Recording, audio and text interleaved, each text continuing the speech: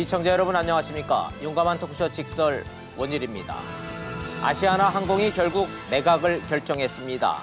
600억 유동성 위기가 결국 조 단위 매각으로 이어지는 겁니다. 아시아나 항공이 매각되면 금호그룹은 중견 기업으로 떨어진답니다. SK, 한화, 애경 등 원매자가 좀 있다니까 누가 새 주인이 될지도 관심입니다. 대한항공은 조양호 회장 장례 이후에 그룹 경영권이 어떻게 정리될지 관심입니다. 외아들 조원태 사장이 경영권을 유지하려면 삼촌인 조정호 메리츠증권 회장이 어떤 형태로든 도와줘야 할 거라는데 흑기사가 될지 백기사가 될지 궁금합니다. 대한항공과 아시아나, 대한민국 국적 항공산업의 구조 개편까지 이어지는 건지 전문가들 의견과 전망 알아보도록 하겠습니다. 샵 3698 유료 100원 문자 보내주시면 토론에 적극 반영하겠습니다. 직설 시작합니다.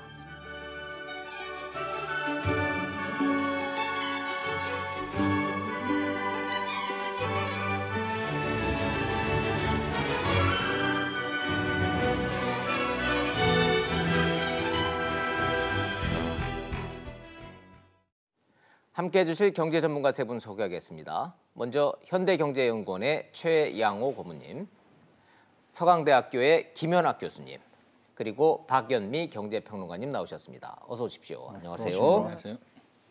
말씀드린 대로 아시아나 항공이 시장에 매물로 나온다면 누가 살까?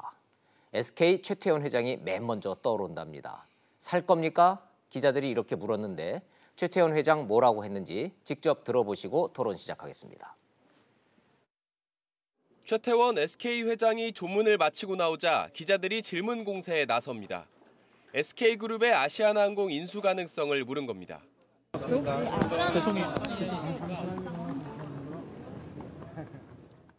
아시아나항공의 매각 가능성이 높아지자 인수 후보자로 SK그룹이 거론되고 있는데 최 회장은 부정도 긍정도 않고 자리를 떴습니다.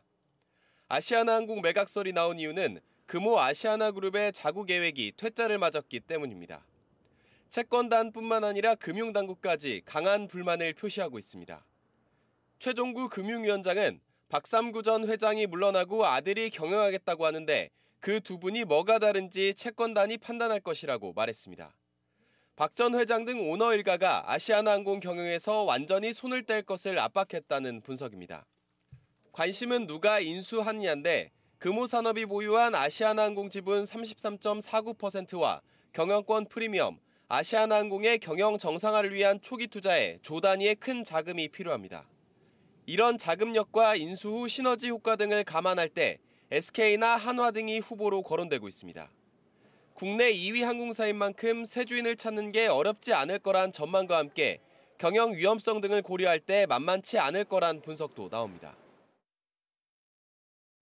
대한민국 양대 국적 항공사인 아시아나 항공이 어쩌다가 이렇게 됐는지, 지분은 어떻게 됐는지, 자구와는 어땠는지, 박상구 회장은 어떤 과정을 거쳐서 이런 결정을 하게 됐는지를 시계열로 말씀을 드려야 되는데 시장의 관심은 결국은 지금 이 시점에서는 나오면 누가 살까에 있기 때문에 저희는 필연적으로 토론을 거꾸로 가야 되겠습니다. 누가 사야 매물로 나오면 누가 사는 거지? 이 궁금증부터 직접적으로 들어가 보도록 하겠습니다. 박연미 평론가님한테 먼저 여쭤봐야 되겠는데 기자들이 사실 거예요? 이렇게 물어보지를 않고 아시아나에 대해서 어떻게 생각하시는지 왜 이렇게 물어보는지 모르겠어요. 나 같으면 나오면 사실 겁니까? 얼마면 사시겠어요? 이렇게 물어볼 것 같은데. 그러니까 패기가 좀 부족하네요. 네. 자, 어찌됐든 최태원 회장의 저 묵묵부답 예스입니까? 노입니까? NCND죠. NCND죠. 외교적인 수사라고 보는데요. 가능성은 열어놨다고 봐야 합니다. 아니면 아니라고 하면 될 것인데. 그렇죠. 생각 없으면은 그렇죠.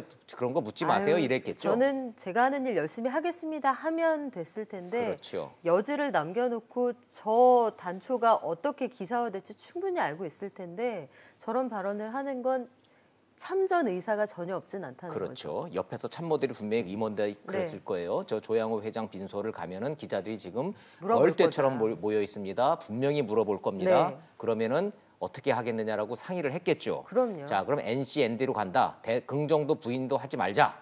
좀 보세요. 화면들 보세요. 기자들 뭐 달려들어서 뭐 수십 명이 물어보잖아요. 한마디도 안 했죠. 그렇죠. 그리고 재미있는 게 이 빚이 채권이 되고요. 그 예. 빚쟁이가 채권단이 되는 순간 가불이 바뀌거든요. 그러니까 큰 규모로 빚이 물려버리면 오히려 이것 좀 사갈래? 하고 의향을 물어봐야 되는 입장이 될 수도 있어요. 그때 짐짓 아유 정 없으면은 대승적인 차원으로 내가 걷어주지 하는 자세로 폼을 좀 챙기면서 갈 수도 있거든요. 예. 저는 뭐 가능성은 남아 있다고 봅니다. 가능성 남아 있는 거고 전략적으로 지금 사겠다는 의사 표시를 할 타이밍도 아니기 때문에 입을 다물고 있는 거다. 그런데 생각은 분명히 있을 거다. 이렇게 이런 평론. 자, 요거 좀 더 좀 다른 분들 의견도 좀 여쭤보죠. 김연학 교수님도 뭐 생각이 있는 정도가 아니고 제 생각에는 뭐 불감증이 좀 고소원이라 그 정도예요? 굉장히 사고 싶을 겁니다.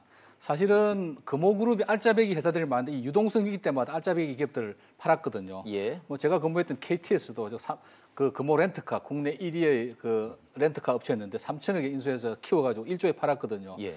지금 아시아나 항공이 유동성 위기에 몰려서 그렇지 사실은 미래가 굉장히 밝은 회사라고 저는 생각합니다. 아시아나 항공 자체는 미래가 밝은 업종이기 때문에 그렇습니다. 어허. 왜냐하면 작년에 우리나라 국민들이 2,900만 명이 해외로 여행을 갔습니다. 뭐 네. 출장이든 뭐. 근데 예.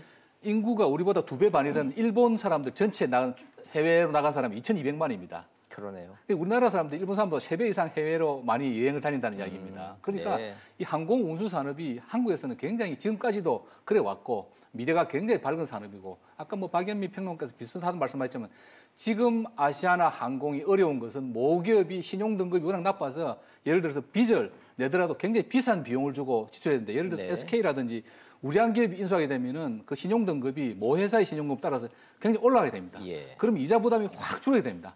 하루 아침에 똑같은 실체가 바뀌지 않았음에도 불구하고 불량 회사가 우량 회사가 되는 겁니다. 그러네요. 모 회사가 우량 회사가 되는. 그래서 그러다 본다면은 지금 거론되고 있는 회사들 많지만 제가 웬만한 그룹 총수라도 저는 정말 빚을 내서라도 인수하겠어요. 다만 이제 SK 같은 경우에는 과거에 워낙 뭐 특혜성 M&A를 굉장히 많이 하지 않았습니까? SK텔레콤, SK이노베이션, 하이닉스 뭐 네. 등등 뭐 너무 많이 했고 또 뭘 성공적으로 경영했지만 과거에 굉장히 M&A를 많이 해서 그걸 해서 특혜를 받았다는 그런 시비도 있고 있기 때문에 제 생각에는 최 회장은 정말 하고 싶으면 꿀떡 같지만 여론의 반응도 좀 보고 그냥 섣불리 뛰어들진 않고 우호적으로 이렇게 전개되면 저는 분명히 뛰어들 걸로 봅니다. 지금 저 표정을 보면은 김연학 교수님 번역기로 보면은 그걸 뭘 물으세요? 그거를 당연한 걸 가지고 지금 사고 싶지 당연히. 근데 지금 말을 못 하는 거지 이 말씀이라는 말씀이네요. 최 고모님 동의하세요?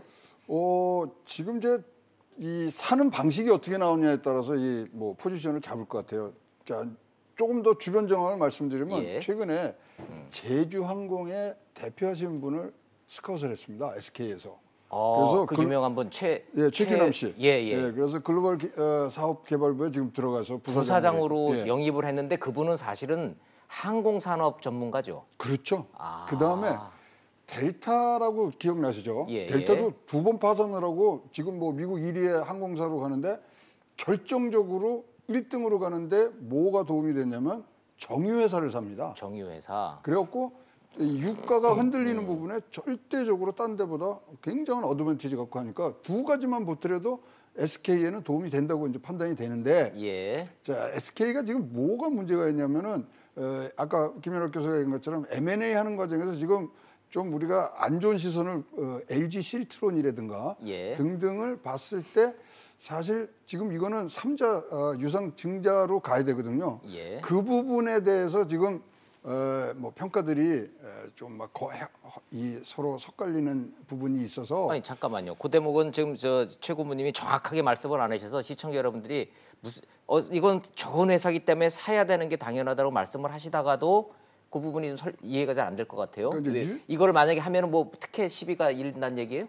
저번 때 이제 그 앞전에 뭘 하는 그 M&A 과정에서 예. 회사를 따로 생겨서 그거를 자기가 어떤 옵션을 걸어서 결국은 지분을 다 갖게 되는 그런 행태로 해서 지금 뭐 시민단체들에서 조금 이의를 제기하는 부분이 있습니다. 있어서 예, 그래서 또 그거 그렇게 될까봐. 근데 지금 그 방법 외에는 또 여기 유상증자 참여하는 방법이 크게 없어요. 예. 왜냐하면 구주로 하면 그냥 하고 돈 받고 나가는 거니까 크게 도움이 안 되고 등등에 있어서 조금 더 요 발전된 형태의 뭐 매각 절차가 나오면 그때는 하는데 분명히 매력적인 것들은 확실한 것 같습니다. 결론부터 말씀하신다면은 매력을 느끼고 있다? 네, 그건 분명하다. 분명하죠. 좋습니다. 하나만 그래요? 다른 기업은 없습니까? 하나뿐만이 아니 그 SK하고 SK뿐만 말고? 하나뿐만이 예. 아니라 지금 저희가 자막으로 잠깐 보여드렸는데 한화라는 기업의 경우에도 항공기 엔진, 부품 이런 것들을 생산을 하잖아요. 그러니까 최태원 회장님뿐만 아니라 김승현 회장님도 관심이 있다. 관심이 있을 거예요. 오, 그리고 롯데 같은 경우에도 롯데 좋죠. 자금력이 충분히 갖춰져 있는 데다가 네. 그 회사는 글로벌 유통회사잖아요. 그러면 물류가 기반이 돼야 합니다. 네. 여기에 충분히 관심을 가질 수 있는데 앞서 여러 번 이제 다른 기업들의 이름도 언급이 됐습니다만 이게 단순히 그냥 기업을 사고 판다는 문제가 아니라 국적기 그리고 2등 항공사잖아요. 예, 그럼 예. 정부가 바라보기에 적합한 주인이다. 여기에는 아마 여론이 미치는 영향도 상당히 있을 거기 때문에 단순히 시장 논리로 공개 경쟁 입찰해서 비싼 돈 쓰는 회사로만 갈 것이냐 이건 예단하기 어렵고요. 그러니까 아마 그 기업이 가지고 있는 이미지도 크게 영향을 미칠 겁니다. 예. 근데 제가 SK가 상대적으로 우위에 있다고 보는 점은 어떤 거냐면 저 회사는 뭐 쉽게 말하면 과거에 테이프 만들던 회사인데 아주 중요한 그 변곡점마다 굉장히 스마트한 판단을 해서 살 거, 팔 거를 아주 잘 결정을 해왔거든요. 대표적인 게 하이닉스. 그렇죠. SK 같은 경우에는 하이닉스를 거액을 주고 투자를 해서 산 게 신의 한 수였다 이런 그렇죠. 평가죠. 신의 한 수였고 이게 아마 항공은 서비스 기업이기 때문에 단순히 제조만 해본 회사하고 서비스라는 걸 제공해본 그러니까 통신을 통해 통신 서비스 이런 걸 해본 회사하고는 아마 이 임하는 자세나 팔려는 측에서 생각하는 고려사항도 달라질 거라고 봐요. 그래요. 그러니까 그런 것들이 아마 좀 우위에 있지 않을까 하는 생각을 해봅니다. 그 제주항공을 가지고 있는 애경그룹도 뭐 유력한 후보의 그렇죠. 하나로 또 있습니다. 실제로 유럽의 경우에도 또 LCC가 역으로 대형 항공사를 인수하는 경우도 많이 있습니다. 다만 이제 애경그룹의 경우에는 이게 이제 저 아시아나항공 인수가가 얼마까지 올라갈지 모르겠는데 그만한 재력이 되느냐. 또 성자의 저주라고 인수를 했는데 네. 감당을 못해서 또 나중에 또 어려움이 생기는 거 아니냐 이런 우려가 있을 수 있습니다. 그래서 뭐 박평과 이야기하신 대로 여러 가지 재력이라든지 과거 트랙 레코드 그러니까 하이닉스만 말씀하셨지만 사실은 옛날에 유공 지금 네. SK 이노베이션이죠. 그리고 SK텔레콤 다 인수를 했고 그리고 이 성자의 저주 없이 SK 그룹은 인수한 회사를 또 다 국내 최고의 기업으로 키웠어요.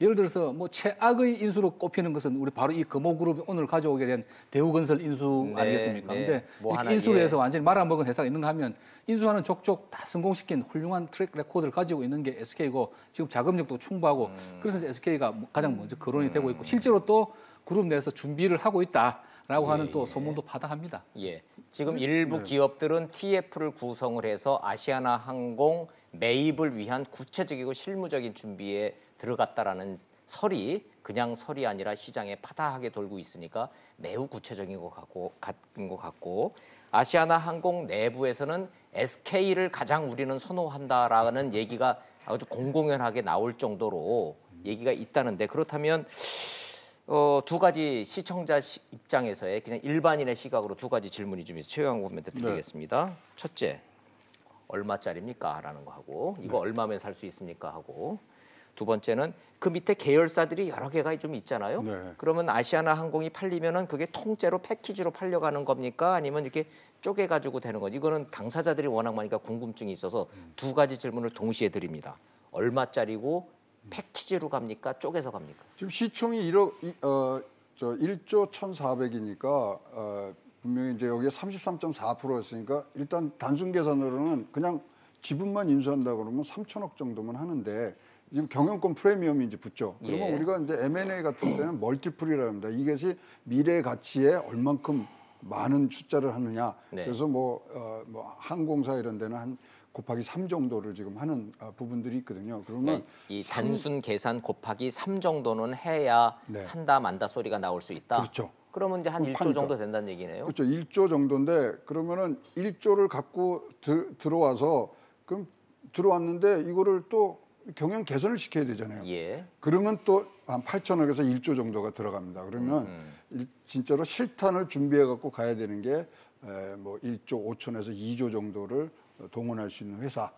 그래서 뭐 이게 사실 지난주에는 산업은행이 PE를 구성해서 네. 거기다 재무적 그다음에 진짜 전략적 투자자들을 묶어서 간다는 얘기까지 나왔었어요.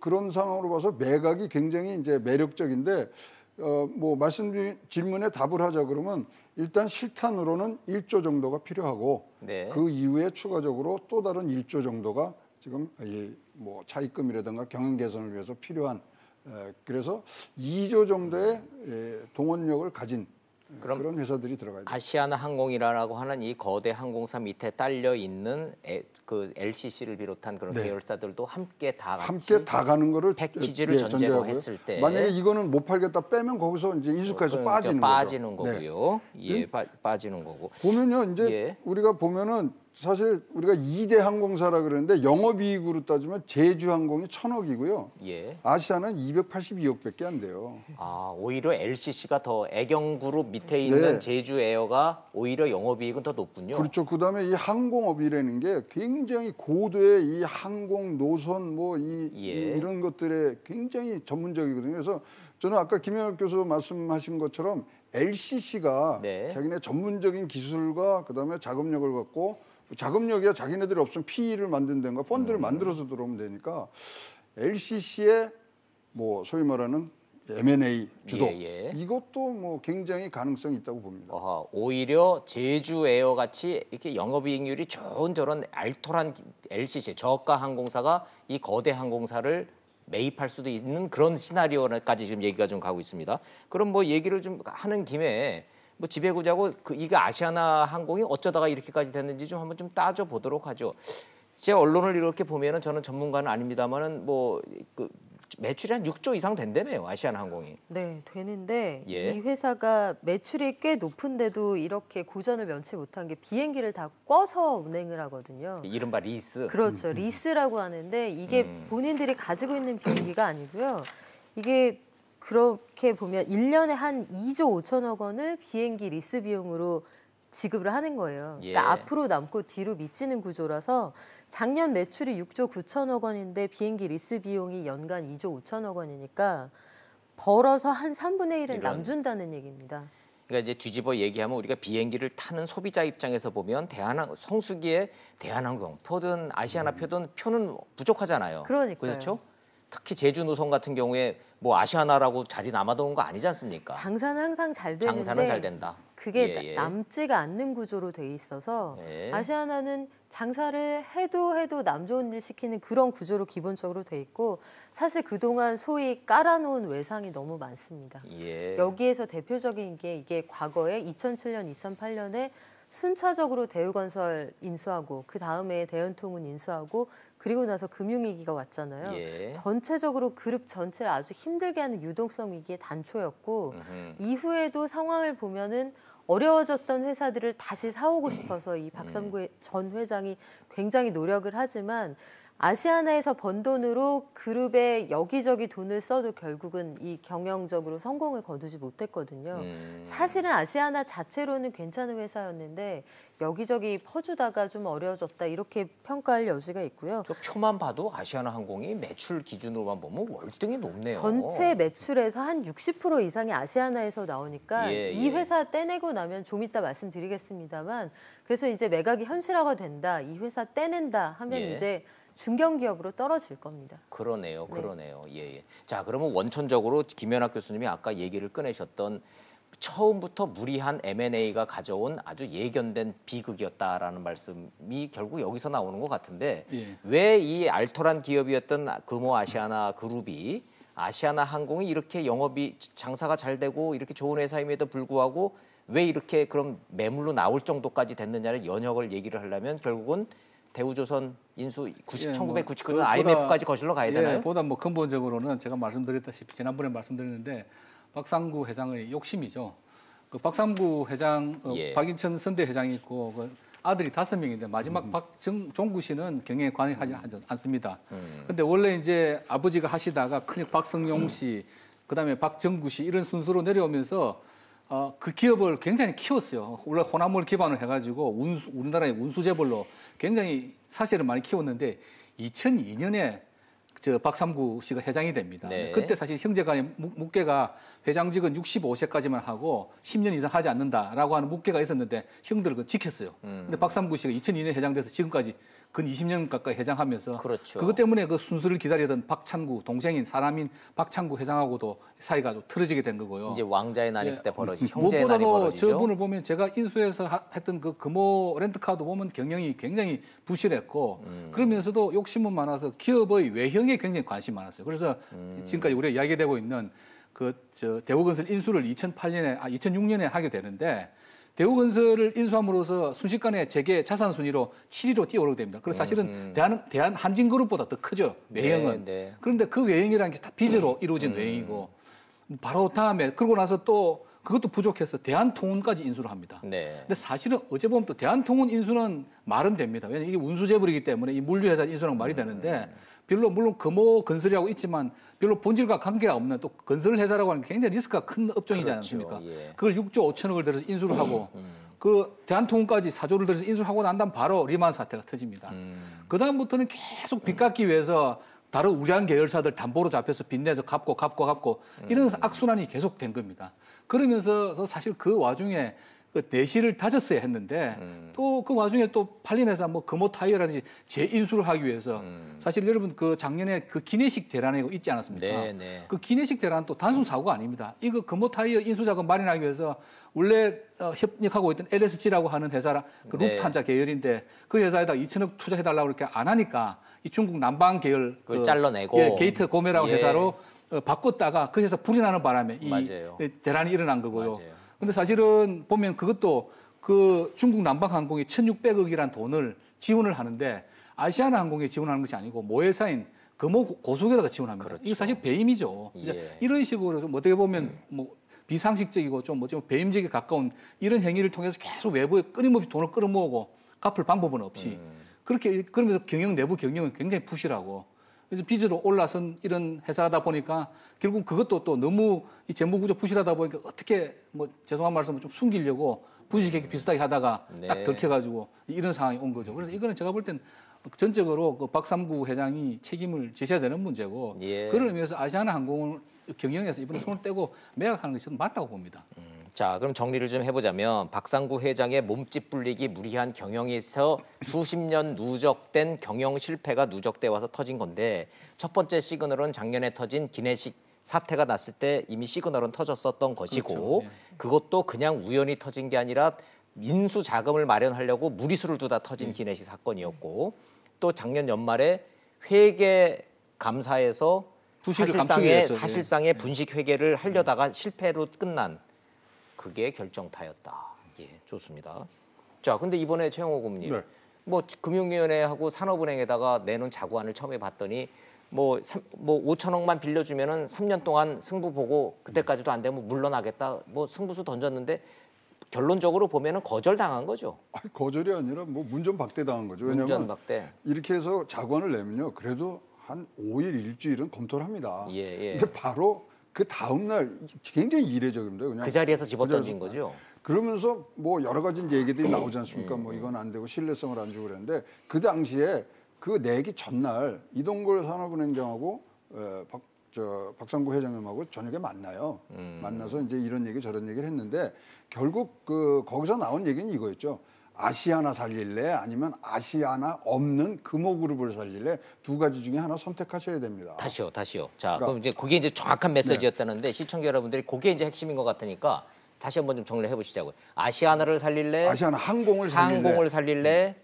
그 모기업인 아시아나 항공이 없는 금호그룹을 살릴래? 지금 이름이요. 우리가 예. 금호그룹 이렇게 얘기하지만 금호 아시아나 그룹입니다. 금호 아시아나 그룹이니까 예, 그중에서 아시아나만 떼어낸다. 이거를 예. 그러면 이 뭐 지금 두 문장을 얘기했습니다만 한 단어로 얘기하면 그룹 해체해란 얘기였거든요. 그러네요. 아시아나를 떼서 아시아나만 살릴 거냐 아니면 아시아나 없이 금호로 그럼 아시아나를 살릴 거면 어떻게 하냐? 그러면 리조트 팔고 뭐 고속 팔고 이렇게 해서 아시아나로 갈 거냐? 예. 아니면 아시아나 없이 그럼 아시아나는 매각을 하고 예. 그다음에 지금 남아 있는 이 금호 원래 금호의 그룹 형태로 갈 거냐? 예. 이 두 가지를 선택하라 그랬는데 뭐 며칠 안 돼서 지금 이제 아시아나 매각 쪽으로 지금 얘기가 됐고 오늘 아침 이 순간에 이사회가 열리고 있고요.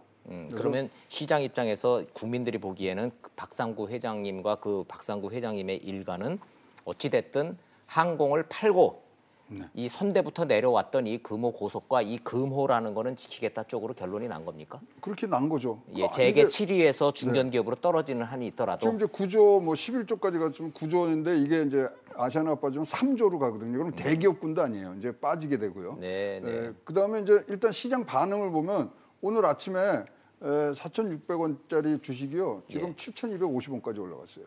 거의 2배 됐네요.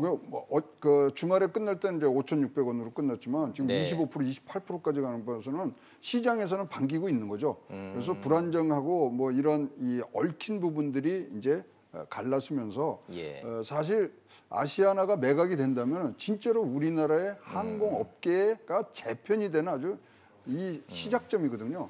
따라서 이 아시아나의 이 뭐 그룹 해체를 일단은 염두에 두고 이 지금 진행되는 얘기들을 보시면은 이해들이 좀 더 빠르실 거라고 생각을 합니다. 그러네요. 고모님께서 뭐 두 가지 대안이 있었다고 뭐 형식적으로 그렇지만 사실상 제가 볼 때는 답은 정해져 있었습니다. 왜냐하면 아시아나를 살리는 것은 대안이 아니거든요. 왜냐하면은 자 금호를 뭐 일단 금호 고속이나 건설이 규모도 너무 작고 뭐 1, 2조짜리니까요.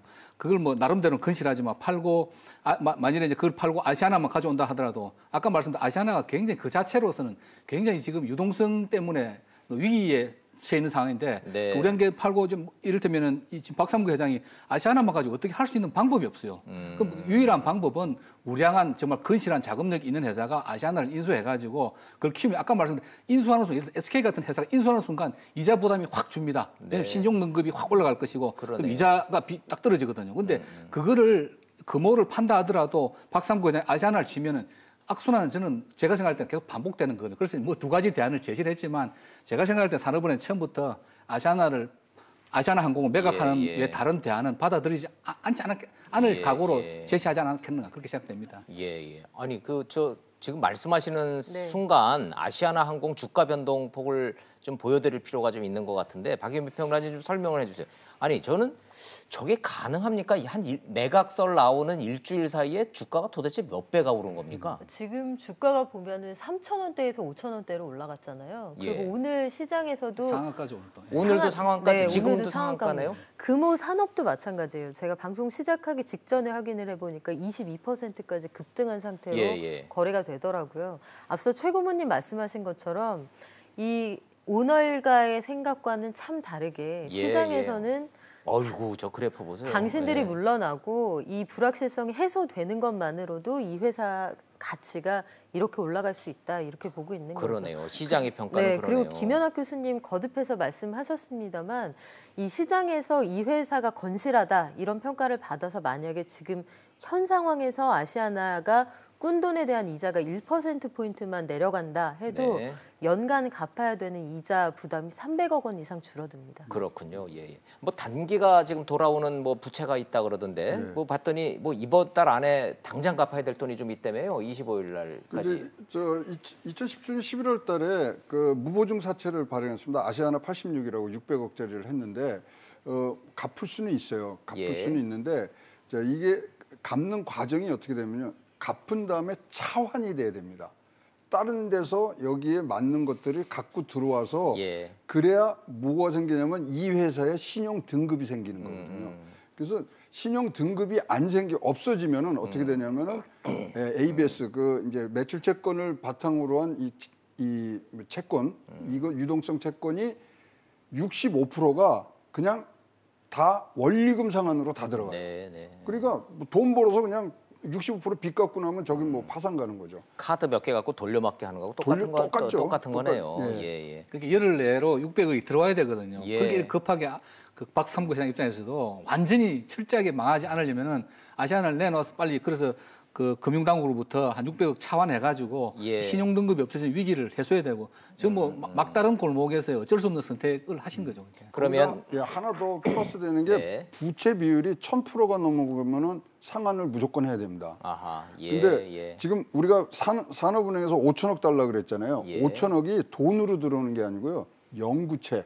영구적으로 하는 채권으로 들어오거든요. 네. 영구채로 들어오면 뭐가 늘어나냐면 자본이 늘어나는 겁니다. 네. 그럼 밑에 분모가 커지기 커지니까 때문에 비율이 떨어지고 그래서 그래서 5천억이 이게 돈으로 들어오는 거라고 생각하시는데 그건 아니라고 밝혀드리고 싶습니다. 자, 어찌됐든 25일 날 당장 갚아야 되는 600억 원의 유동성 위기가 됐다는 거예요. 저희는 25일 그럼 월급 들어오는 날일 뿐인데 예. 열흘 남았습니다. 일반인한테는 월급 들어오는 날인데 기업하시는 분들한테는 25일이 아주 공포의 25일이네요.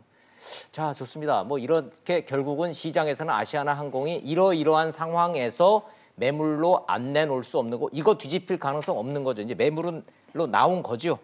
이제 누가 사느냐만 결정되는 겁니다. 오늘 아침에 지금 긴급 이사회를 해갖고요. 예. 근데 거래소에서 공시 요구를 했습니다. 이거 팔 거냐 안 팔 거냐. 공시가 이제 되면은 그때부터 소위 말하는 아주 정확히 판다. 나오는데 지금 뭐 그 공시를 하기 위해서 이사회를 열고 있기 때문에 공시가 나갈 겁니다. 이미 주가는 상한가로 친 거 보면 이사회에서 그 공시 나온다라고 다들 알고 있는 거고 그렇게 전망하고 그렇죠. 있는 그렇죠. 거죠. 예, 공시 곧 나오는 겁니다. 그러면 주가 급등세는 좀 이어진다고 봐야 되나요, 박평론가님? 일단 오늘은 갈 것 같고요. 예. 내일 오후장까지 갈지는 모르겠습니다만 단기적인 아이고, 다 상한가네요, 모든 게. 관련주가 다 지금 다 빨간색이죠. 예. 그러니까 그 환진 때하고 사실 좀 비슷한 거예요. 그러네요. 대한항공에서 그 상황하고 좀 비슷한 거예요. 아니, 조금 다른 면이 있죠. 한진의 경우에는 예. 지분 경쟁이 불붙을 거다. 그래서 주가가 오르는 측면이 그렇죠. 강하고 네. 여기는 자 이제 금호하고 아시아나 항공하고 고릴 때면 금호는 살겠다. 지금까지 계속 부실한 자회사 아야상 네. 때문에 끌려다녔는데 금호 그룹이 이제 살겠다. 그래서 네. 금호 가치 이렇게 오르는 거고요. 아시아나는 잠재 가치를 인정하는 겁니다. 지금 금호 박삼구 회장이 엄청난 엉터리 경영했기 때문에 저기 주가나 곤두박질 쳤는데 저 엄청난 잠재를 가지고 있는 회사다라고 하는 걸 시장에서 알고 있기 때문에 제대로 된 경영자를 만나면 저 회사의 가치가 사실 무궁무진하잖아요. 한국 사람들 아까 말씀드린 여행도 많이 하고 하는데 아니, 재밌습니다. 뭐 그 국민들 입장에서 봤을 때는 매물로 나온 아시아나 항공 자체도 좋은 매물이라 그래서 지금 주가가 상한가를 친다 그러고 그렇게 해서 쪼개져서 그 등위가 떨어진다라고 하는 모기업도 이제는 살아날 거라면서 시장의 반응이 이렇게 좋고 그래서 금융당국은 이거는 기업을 살리고 오너 일가를 퇴출시키는 그런 수순이다 이런 얘기를 좀 하고 있는데 자, 뭐 얘기 나온 김에 좀 뭐 가혹하지만 그 얘기 좀 안 할 수 없죠. 최종구 금융위원장 얘기는 오너 일가 퇴출은 우리 도와줄 수 없다. 그 선 그은 거죠? 그렇죠. 지금 당초에 그 아시아나 쪽에서 내놨던 금호그룹 쪽에서 내놨던 이 자구안이라는 게 3년의 말미를 주고 5천억을 추가로 꺼달라. 네. 대신 우리가 부인하고 딸이 가지고 있는 금호고속 이 지배구조의 가장 정점에 있는 금호고속 지분을 한 200억 원에서 300억 원 사이 되거든요. 네. 그걸 담보로 내놓겠다고 하는데 4인 간의 대출 거래에서면 말도 안 되는 얘기죠. 그러니까 200억 내놓을 테니 담보 잡아줄 테니 5천억 꿔주세요. 그 얘기군요. 그렇죠. 더구나 쉽게 얘기해서. 기존의 외상값도 안 갚았단 말이에요. 그러면 예. 얼척 없는 얘기다 이런 얘기고요. 최종구 금융위원장의 말은 한마디로 얘기해서 당신이 물러난다고 한들 아들이 사장을 하는데 그 나물에 그 밥 아니냐 그 얘기입니다. 자 그러면 제일 궁금한 거 그 아드님은 그 경영권은 이렇게 매각이 되면 어떻게 되는 겁니까? 일단 금호 고속하고 예. 금호 산업에 이제 주식을 갖고 있기 때문에 이제 좀 규모가 적어진 예. 금호 그룹, 예, 금호 예. 아시나 그룹에서 금호 그룹은 자그마한 금호 그룹에서 뭐 경영을 하겠죠. 예. 근데 하여튼 사는요 음. 금호한테는 뭐 진짜로 뭐 이 참 많이 대었어요. 왜냐하면 잘 아시겠지만 금호가 같이 금호그룹하고 한 게 금호 타이어, 네. 그다음에 대우 건설, 금호 생명 이렇게 세 가지를 하는데요. 아직도 산업은행 재무제표에는 이 흔적들이 아직도 그렇죠. 남아 있습니다. 그렇죠. 그렇기 때문에 예. 굉장히 지금 뭐 뭐 경영 능력 부족이라는 표현을 직접적으로는 안 했지만 네. 그거에 대한 지금 표시들을 최정구 위원장이 많이 했다고 생각하고요. 산업은행도 거기에 맞춰서 지금 얘기를 하는 것 같습니다. 요 대목은 시청자 여러분들이 좀 그 연혁을 좀 이해하실 필요가 있겠다 싶어서 잠깐만 좀 산으로 좀 가겠습니다. 산업은행에 있는 돈은 나라 돈이고 결국은 국민 세금이죠. 그렇죠. 산업은행은 민간 기업이 아니니까. 그렇죠. 이건 국민 세금이잖아요. 예. 그런데 무슨 큰 대마불사라고 대기업들 대출 잔뜩 해놓고 속된 표현으로 배째라고 두면은 이거 죽이지도 못하고 살리지도 못하고 공적 자금 그냥 국민 세금 계속 됐는데 대표적으로 대우조선. 대우조선이죠. 국민들 인식에는 그게 있는 거예요. 네. 그때 그거를 망하게 하지 않고 출자 전환이라 그러나요? 그 세금으로 그렇게 해서 수십 년 동안 끌고 가다가 산업은행이 거기 아주 뒤였죠. 예. 근데 이제 뭐 국가 산업 정책에서 보면은 산업은행 같은 기관이 필요하긴 합니다. 시장의 논리로 살려야 될 게 있다면. 예, 시장의 논리로만 예. 본다 그러면은 당연히 퇴출시켜야 마땅한 기업이지만 고용이라든지 국가 경제라든지 국제 기간 경쟁력, 산업이라든지. 예. 그래서 예를 들어서 이제 대우조선 같은 경우에도 이제 그걸 왜 시장 원리에서 망하게 하지 않았냐. 근데 예를 들어서 그 대우조선이 만일에 중국 회사에 넘어갔다. 그럼 중국이 또 우리나라 조선 기술을 다 훔칠 것 아닙니까? 그렇죠. 예. 예를 들어서 그 하이닉스 쪽에 그 디스플레이 쪽이 지금 중국에서 넘어가지고 온갖 기술 다 뺏겨서 지금 중국이 디스플레이에 관한 한국 못지않게 그 기술력 확보했거든요. 네. 그리고 기술 빼내고 회사는 폐업시켜버리고 그래서 산업정책적으로 판단할 수밖에 없고요. 그런데 이제 이번 경우는 좀 다르죠. 아시아나 같은 경우에는 망하더라도 대안이 얼마든지 있는 것이거든요. 네. 지금 LCC는 9개가 있는데 그래서 이건 그러네요. 강하게 저는 이번에 뭐 금융위원장이 굉장히 스탠스를 잘 취했다고 보고 지금 주가 오르는 것이 바로 그 금융위원회 판단이 옳았다는 걸 예, 옹변하고 예. 있다고 저는 생각합니다. 근데 예. 우려감은 좀 있습니다. 왜냐하면 대우조선해양 아주 정확한 말씀을 해주셨는데 사실 대우조선해양 출자 전환 때문에 이렇게 물려서 지금까지 19년인가 걸려갖고 요번에 이제 현대하고 이제 그렇죠. 맞춰준 예, 거잖아요. 예. 근데 요번에 5천억 그 연구체를 뭐 지원하면서 지금 출자 전환 옵션을 넣겠다는 거예요. 왜냐하면 매각 과정에서 자기네들이 채권단이 관리를 하기 때문에. 네. 근데 대우조선 해양할 때라고 똑같은 거거든요. 지금 아하, 스탠스가. 구조적으로. 그래서 예. 이 부분은 정말 잘 적어야 되고요. 우리 항공사는 다행히 외국 자본이 들어와서 뭐 하기는 조금 어렵습니다. 왜냐하면 우리 진에어 때도 아시겠지만 면허권을 정부가 쥐고 있으니까. 면허권도 그렇고 그 항공회사의 외국인이 임원이 될 수가 없잖아요. 그렇죠, 맞아요. 예, 그러면 예. 돈은 많이 나오는데 임원도 안 되고 그러면은 이거 사실 뭐 아무런 재미가 없거든요. 그래서 외국 자본이 들어오는 건 좀 제한적으로 갈 수가 있는 부분들이 있으나 예, 그래도 지금 산은에서는 이거 매각 과정 우리가 좀 컨트롤 해야 돼. 예. 지금 뭐 보증부채까지 하면 8천억 정도가 있습니다. 그런 것들을 관리하기 위해서 가는데 그러다가 발목 잡힌 게 대우조선 해양이었기 때문에 이런 부분들은 사실 조금 더 세밀하게 그리고 신중성을 띠고서 진행을 하셔야 되겠다는 생각이 있습니다. 예, 좋습니다. 아시아나 항공이 그렇게 알토란 같은 회사였는데 어떤 과정을 거쳐서 결국 이렇게 유동성 위기로 매물까지 나오는 그 과정과 그 결정 진행 상황 이제 매물로 나와서 어떻게 될 것까지 전망까지 전문가들 의견을 했습니다. 대충 아시아나 항공 얘기는 시청자 여러분들이 이제 어떻게 되고 있구나, 주식이 왜 저렇게 오르고 있구나 이해를 하셨을 것 같아서 아시아나에서 페이지를 좀 대한항공으로 좀 한번 넘어가 볼까 합니다. 장례는 끝난 거죠, 박희평 의원님? 네, 그렇습니다. 그렇죠. 사실상 이제 마무리된 건데 뭐 장례 자체보다는 국민들의 관심은 장례식 이후에 대한항공 저 경영권 분쟁이 돼서 대한항공 주가는 계속 어떻게 될 거고 저 자녀들의 경영권은 어떻게 될지 여기에 대해서 아직도 확실하게 답이 좀 안 나왔어요. 그렇죠. 아마 그 집안도 지금 아직 정신이 없어서 다 예. 정리가 되기는 어려운 상황이었던 것 같고 그나마 단서를 좀 찾아볼 수 있는 게 그 조원태 사장, 예. 고 조양호 회장의 아들인 조원태 사장이 입국장에서 기자들을 만나서 한 언급이 있습니다. 아버님의 유언이 없었느냐 물었더니 예. 맞아요. 사이좋게 잘 상의해서 이끌어 나가라고 하셨다. 남 안 준다는 얘기죠. 아하, 자 잠깐만요. 자 유언이 뭐였습니까? 이렇게 기자들이 물었더니 가족끼리 화합해서라 그랬어요, 네. 그죠?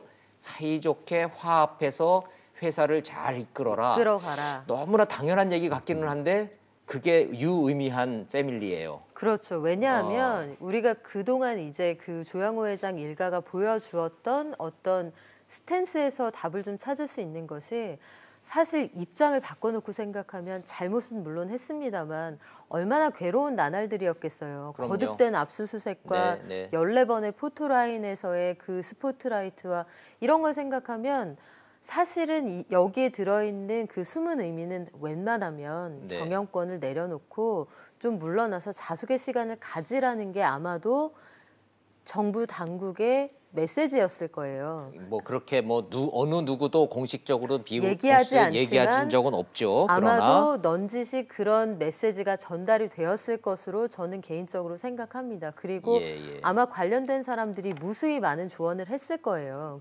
그럼에도 불구하고 그 자리에서 내려오지 않았단 말이에요. 결국은 뭐 안타깝게도 그 충분히 경영적인 어떤 성과를 낸 부분에 대해서도 야박한 평가를 받으면서 남의 손에 의해서 사실은 내려오게 된 거나 마찬가지인 상황이 됐는데 그 욕을 보면서도 내려오지 않았는데 기왕 상황이 이렇게 된 마당에 현직에서 이걸 지키면서 뭔가 후위를 도모하겠다. 저는 그런 생각을 하지 않을까 하는 생각이 들고요. 예. 박평론의 말씀 뭐 굉장히 논리적으로 제3자적 입장에서 들립니다. 좋습니다. 자, 유언이 뭐였습니까? 가족끼리 화합해서 회사를 잘 이끌어라라는 게 마지막 유언이었습니다. 얘기는 가로 열고 닫고 남한테 넘길 일은 없습니다라는 의지의 표명이다. 좋습니다. 조양호 아이고 죄송합니다. 예, 최양호 고문님, 조양호 회장님이 입에 붙어가지고 최양호 고문님 그 얘기는 상속세 낼 돈 마련했다는 얘기로. 그럼요. 이거 우리가 지금 부풀려서 있어요. 지금 뭐 보면 이제 한진칼이 뭐 한 3,400억인데 사실 부채가 700억 있거든요. 그거 빼야 되고요. 그다음에 정석기업 같은데 800억, 뭐 한진 400억 하면요. 사실 2,200억 정도로 상속세 내는 거 막을 수가 있거든요. 근데 우리가 물론 분납이죠. 물론 분납도 되는데 완납도 됩니다. 왜냐하면 그 정도로 돈이 있어요? 아니 800억 저기 퇴직금 받으셨잖아요. 세금 제외하면 한 500억 있어요. 거기다 플러스 108억 정도의 매번 연봉 받으신 거 그거 다 어딘가 있을 것 같고요. 그다음에 이제 뭐 정석기업의 지분이라든가 자기 전체 이 구조에 영향을 안 받는 거 하면요. 우리가 계산하면 한 1,800억까지 지금 바로 만들 수가 있습니다. 그러면 400억 정도를 5년간 분납한다. 그거는 주식을 담보 대출해서 만들면 되기 때문에 상속세를 뭐 둘러싸고서 이거 뭐 어디 우군 뭐 이런 것보다는 어떤 식으로 분납을 하느냐의 문제지. 지금 크게 재정적으로는 문제가 없고요. 작년 같은 경우 보시면요. 대한항공은 최대의 매출을 했고요. 영업이익만 1조가 넘습니다.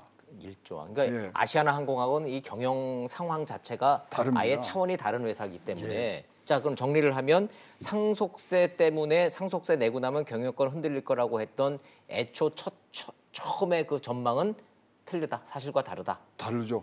더 강화될 수도 있습니다. 왜냐하면 한진칼에서 조양호 회장 지분 사면되면요 29%까지 가요. 22%에서.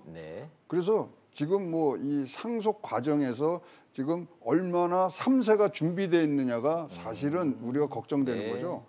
이 조양호 회장님은요 항공업계에서는 진짜 신적 존재, 진짜 레전드입니다. 레전드. 엔지니어이자 이 판단력과 이런 것들 했을 때 그 뭐 조양호 회장의 업적과 이런 실력을 뛰어넘을 수 있는 자질을 자손들이 갖고 있느냐 여기에 대한 의문에 답을 할 지언정 다른 것들은 문제 없어요. 저도 뭐 개인적으로는 지분을 어느 정도 상속하는 문제는 한진그룹이 준비를 해왔고 밖에서 우려하는 만큼 크게 문제는 없을 거라고 봅니다. 그런데 이제 원론적인 본질적인 문제로 돌아가야 됩니다.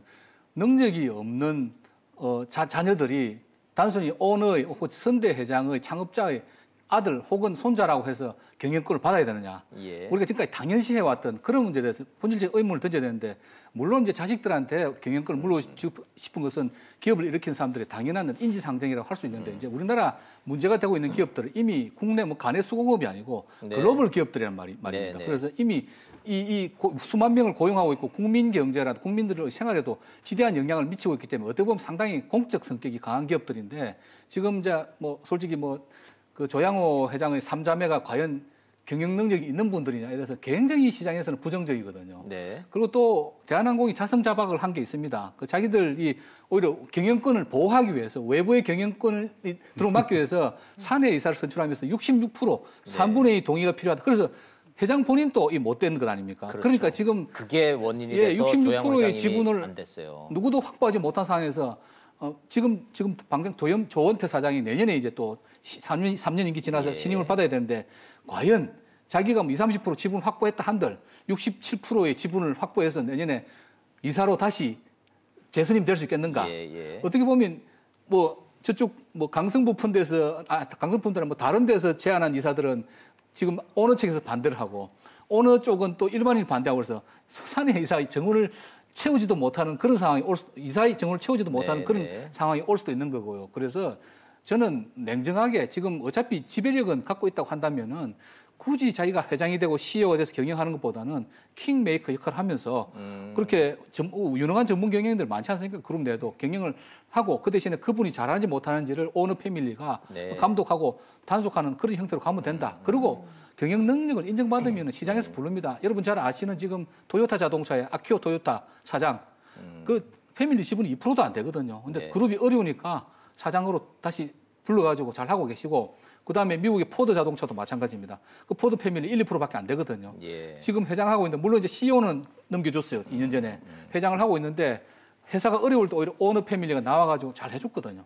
그러니까 경영 능력을 인정받으면 오너 패밀리가 1, 2%밖에 안 되더라도 주주들이 찾는 것이고 경영 능력이 의심을 받으면 20, 30% 갖고 있다 한들 그 시장에서는 계속 거부를 하게 될 것이고 본질적인 저분들이 해야 될 일은 경영 능력을 보여주는데 지금까지는 평가 부정적이나 뭐 조그마한 것부터 하나를 한다든지 그런 식으로 좀 출발하는 게 좋지 않겠나 하는 생각도 좀 듭니다. 좀 냉정하게 시장 논리로 이 두 양대 거대 항공사가 어떻게 갈 건지에 대한 딱 그 사실관계만 좀 전달을 해드리는 쪽으로 토론을 진행해보고자 했으나 이상하게 항공사 얘기가 나오면 이 얘기로 안 갈 수가 없어서 저 정리를 좀 하고 가도록 하겠습니다. 교수님 말씀을 정리를 해보면 최영호 고문이 상속세 내는 거 물리적으로 문제 없다라고 저 평가하시는 것이니까 그렇다 치고 지배구조 뭐 달라질 거 없고 오히려 더 강화된다는 거 다 치고 그러나 그것보다 근본적인 문제로 시장에서 의구심을 제기하고 있는 세 자매의 경영 능력, 시장의 신뢰, 평가 이게 더 본질적인 문제라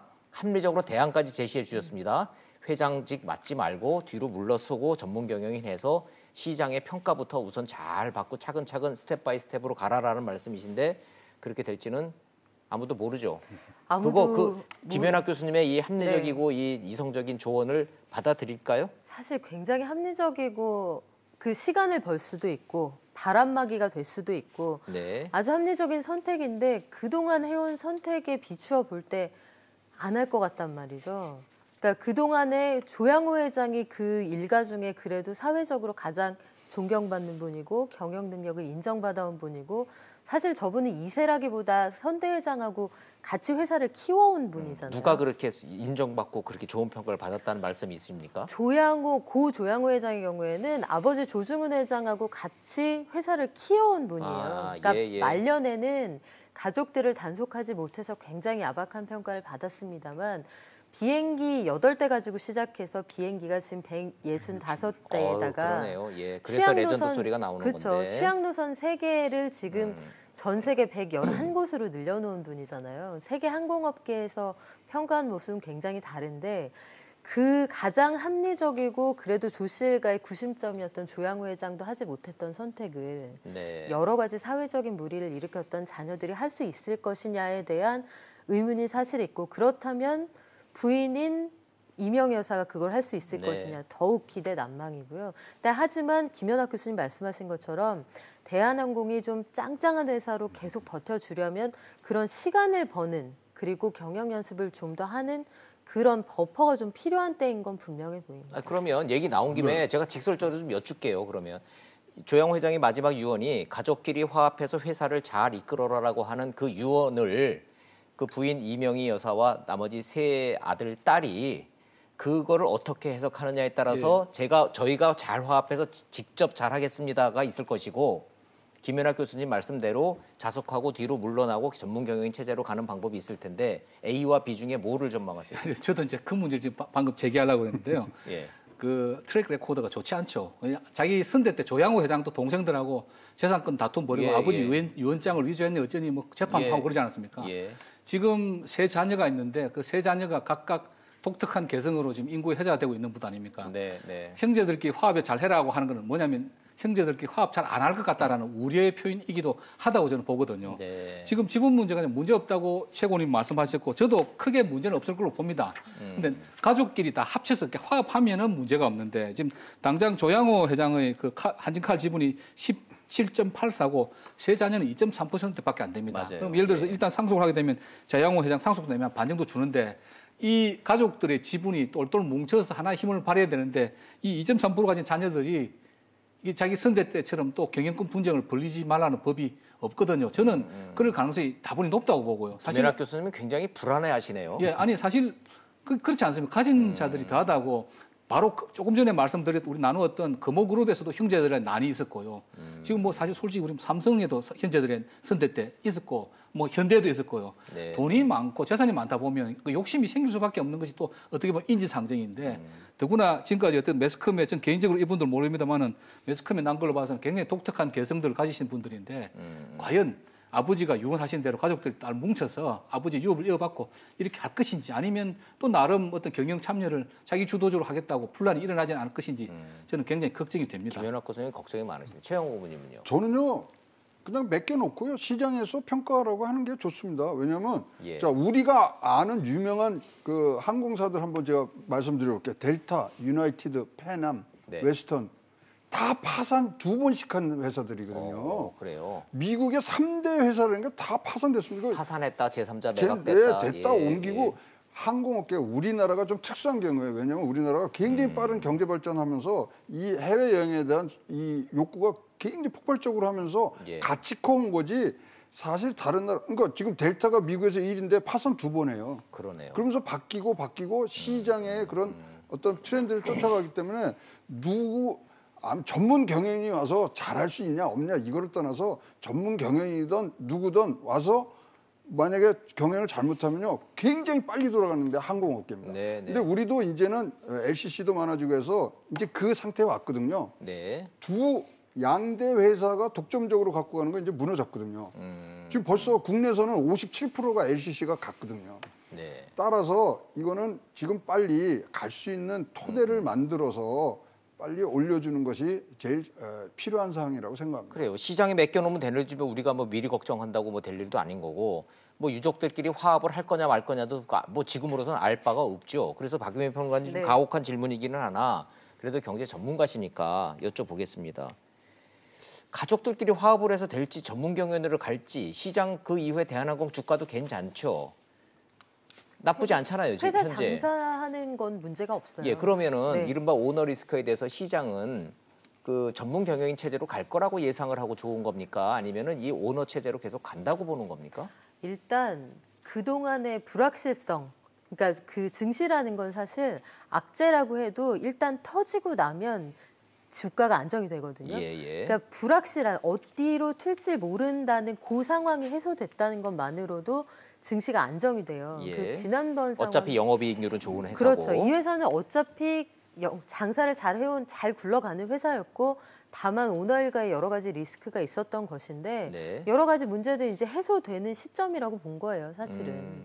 그런데 그 시장에서 글쎄요, 이 향후에 오늘도 어떻게 나쁘지 않네요. 오늘도 예, 괜찮아요. 예. 향후에 어떻게 진행될 걸로 보는 것이냐. 저거는 이제 경영권에 대한 어떤 향후에 예, 예. 지분 다툼이 있을지도 모른다 이런 기대감도 좀 반영이 돼 있습니다만 글쎄 이 3세들이 경영 능력에 대한 자신이 없기 때문에 오히려 맡겨놨다가 내가 나중에 올 수 있을 거야라는 스스로에 대한 신뢰가 없어서 자신감이 없다. 그래서 저는 예. 더 못 내려놓지 않을까 이런 생각이 들기도 합니다. 이 자신감이 있고 지분을 갖고 있는 오너이기 때문에 내가 나이도 젊고 그러니 경영 전문인 체제로 가서 모양새 좋게 가다가 때가 되면 내가 해야지라고 할 자신감이 없을 정도로 시장의 평가가 좋지 않다. 지금까지 해놓은 것 예, 중에 예. 그 뭐 업계 웃지 못할 농담입니다만 조현아 씨가 부사장에서 물러나고 나서 영업이익이 좋아졌다는 거예요. 네, 예, 좋습니다. 그러면 왜 이 시점에서 언론은 조정호 메리츠증권 회장, 그러니까 돌아가신 조양호 회장님의 막내 동생이죠. 네. 그 삼촌이고 그렇죠. 지금 유족들한테는 왜 메리츠증권은 완전히 다른 회사로 지금 분리가 돼 있는 회사인데 왜 자꾸 이 대한항공 얘기가 나오면은 저 조정호 회장 얘기가 자꾸 나옵니까? 저기가 금융사잖아요. 예. 그리고 돈이 있고 하니까 상속세에 대한 걱정들이 나오면서 쉽게 말씀을 드리면 삼촌이 급전을 좀 땡겨줄 수 있을 거다 이런 기대를 할 수도 있다 이런 전망이 아하. 나온 건데 저 삼촌이 흑기사가 될지 백기사가 될지는 모르는 거예요. 그 말씀하신 것처럼 왕자의 난이 있을 때 1, 2, 3, 4번 아들이 1, 3번 편 먹고 예, 1324, 2, 4번 예, 예. 2, 4번 편 먹고 한판 대판 붙은 적이 있었거든요. 사이가 좋지 않았던 데다가 글쎄요. 저기 굳이 여기에서 KCGI가 세 남매 중에 한 명하고 편을 먹고 판을 흔든다면 모르겠는데 여기에서 저 생각이 많이 달랐던 삼촌이 노력을 해줄까 저는 좋아요. 기대 그러면은 남방입니다. 시간이 없지만 요거는 시청자 여러분들이 궁금해하실 테니까 저 KCGI라고 하는 사모펀드가 뭐 2대 주주처럼 돼 있는 거는 시청자 여러분들 다 아시니까 조정호 회장님이 그 강성부 펀드 만났다라는 얘기 소문이 막 돌던데 맞아요? 뭐 정확히 모르겠어요. 근데 그런 그건 소문이 돈다라는 것 소문이 자체는 도는 그래서 건. 흑기사설이 나오는 거죠. 그렇죠. 거기에서 KCGI가 지금 이 대한항공 지배하고 있는 지주사 한진칼의 2대 주주잖아요. 예. 그러니까 지분을 점점 늘려가고 있는데 저 막내 삼촌하고 손을 잡아서 이 회사 경영권을 혹시 욕심내는데 도움을 줄지도 몰라 이런 시나리오를 쓰고 있는 거죠. 아이, 궁금해 진짜 못 견디겠네 이거는. 근데 교수님한테 여쭤봐야 되겠네. 이거 예. 궁금해서. 저는 예. 언론이 너무 앞서가는 걸 생각합니다. 저건 예. 소설입니다. 소설이에요? 예, KCGI도 아, 예, 그렇고 궁금해서. 저 메리츠 금융그룹도 그렇고 저 예. 자기 돈 아니거든요. 그 KCGI 펀드가 강승부 씨 개인 돈이 아니고 그렇죠. 펀드지 않습니까? 예, 여기 예. 메리츠 금융그룹도 다 그 보험이라든지 정권회사에 혹은 자산운용사에 펀드로 그 수탁자들의 재산입니다. 그래서 철저하게 그 수탁한 사람들의 이익을 위해서 움직이는 겁니다. 뭐 만났는지 안 만났는지 모르겠지만 조정은 회장이 그 메리츠 정권의 돈 가지고 함부로 뭐 자기 개인적인 뭐 백기사 혹은 흑기사 노릇하기 위해서 주주 이익을 반하는 행위를 한다면은 바로 배임죄로 고발당합니다. 영화에 나오는 무슨 저 뒤에서 막 해가지고선 그래 이거 하자라고 하는 적대적 M&A를 할 수 있는 펀드가 아니다라는 게 기본적으로. 김연학 교수님 설명. 예, 강성부 펀드도 마찬가지입니다. 강성부 펀드가 지배구조 개선이라든지 혹은 강성부 펀드에 들어온 그 투자자들이 이익을 위해서 뭐 이렇게 배당을 늘린다든지 그런 식의 행동을 하고 저런 펀드는 맥시멈 한 2, 3년 이상 못 갑니다. 왜냐하면 다 주인이 다르기 때문에. 이 그래서 수익 그걸 내서 가지고, 돌려줘야 되니까. 경영권을 확보한다. 뭐 사회이사 하나 정도 추천할 수 있겠지만 경영권을 확보해 자기가 뭐 CEO가 된다. 그런 욕심을 내기 어려운 구조다. 그렇게 하면 바로 좋습니다. 배임이 예. 된다. 그런 말. 그 아예 소문은 설명이 KCGI가 냈을 수도 있어요. 그래서 그 소문을. 그런 소문이 돌면 한진까지 주가가 올라가거든요. 네. 자, 저 사실관계를 시청자 여러분들이 이렇게 좀 잘 흑기사 백기사설은 이런 배경이 있다라는 걸로 배경 이해를 좀 해주실 필요가 있다 싶어서 뭐 여쭤봤고 마지막으로 조양호 회장님이 아니고 최양호 고문님한테 네. 예.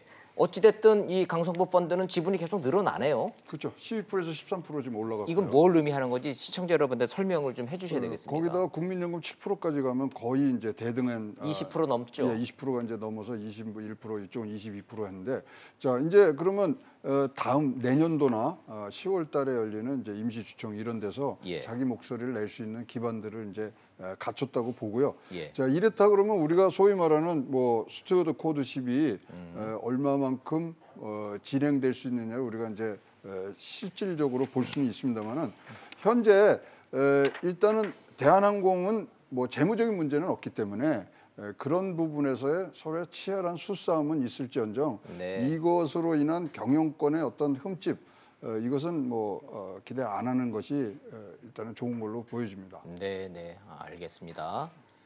아시아나이에서 대한항공까지 대한민국 양대 항공사의 현재와 미래까지 전망하는 시간 가져봤습니다. 마지막으로 시간이 좀 다 돼서 한 가지 궁금한 점이요. 과거 정부와 달리 이때쯤 되고 그러면 정부의 역할 이런 얘기 막 나오게 돼 있는데 일체 그 얘기 안 나옵니다, 요즘. 이거는 정부가 개입할 만한 여지가 없는 시장 논리로 가는 사안이라는 뜻일까요? 김연학 교수님 어떻게 보세요? 모르겠습니다. 뭐 뒤로 개입하고 있는지는 모르겠지만 저는 최종구 금융위원장이 지난번 분식회계 미수 사건 때도 그렇고 이번에도 그렇고 단호하게 적절한 판단을 잘 했다고 보고요.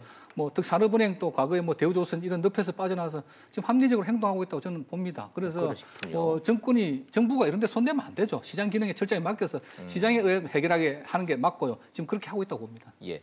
박유현 평론가님 네. 마지막으로 그럼 바람직한 대한항공과 아시아나는 미래가 어떻게 되는 겁니까? 아시아나는 뭐 지금 순리대로 가고 있는 것 같고요. 매각해서 매각해서 제조인 제3자 찾는 한다. 게 네. 이게 순리에 맞는 것 같고 대한항공의 경우에는 앞서 여러 번 말씀드렸습니다만 과욕을 좀 내려놓고 실력을 쌓을 때까지는 과외를 좀 받아야 하지 않을까 이런 생각이 듭니다. 최 고문님 의견도 좀 들어야 되겠네요. 저는요. 예. 지금 우리나라 세계 반대편 쪽 이태리에서 똑같은 일이 지금 벌어지고 있습니다. 알리탈리아라고 예. 거기가 이제 항공회사가 부도가 났거든요. 예. 근데 철도회사 국유의 철도회사에서 사갖고 철도하고 지금 뭐 비행기를 연결시키려고 그래요. 우리 지금 하고 있는 게 뭡니까? 한번더 신경제 보면은 철도를 가야 되는 부분에 대해서 정부 측에서도 할 일이 있을 것 같습니다. 그렇다면 지금 뭐 우리 무슨 철도공사에서 바로 들어올 수는 없고 네. 국민연금이 조금 더 이런 피할 때 역할을 해주는 방향도 안전하게 우리가 보호하면서 나갈 수 있는 방법이 아닌가.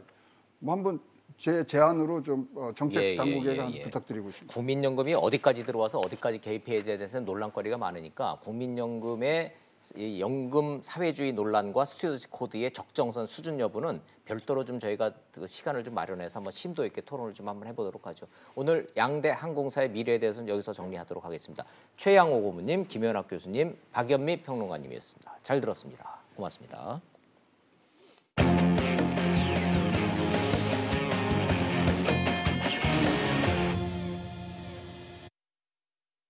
청와대가 이미선 헌법재판관 후보자 임명 강행하겠다는 방침을 굳혔답니다. 여당은 방어 논리로 돌아섰고 자유한국당과 바른미래당은 검찰에 고발하겠다며 맞대응에 나섰습니다. 전국이 경색될 것 같습니다. 먼저 영상 보시고 이슈 따라잡기 돌아오겠습니다. 청와대가 사실상 정면 돌파 방침을 택했습니다. 청와대 관계자는 SBS와 통화에서 법정 시한인 오늘까지 청문 보고서가 채택되지 않으면 내일 국회에 송부를 재요청할 거라며 이미선 헌법재판관 후보자 임명 방침이 이미 굳어진 분위기라고 밝혔습니다. 그동안 다소 어정쩡했던 민주당도 확실한 엄호로 목소리를 가다듬었습니다. 허무맹랑한 의혹은 주식 거래와 관련해 제출된 자료, 판결문, 관련 전문가들의 견해에 의해 위법성 없음이 명백히 입증되었습니다. 하지만 한국당과 바른미래당은 여전히 강력 반발입니다. 한국당은 내부 정보를 이용한 혐의가 있다며 오늘 이 후보자 부부를 검찰에 고발하기로 했고 조국 민정수석 경질도 거듭 요구했습니다.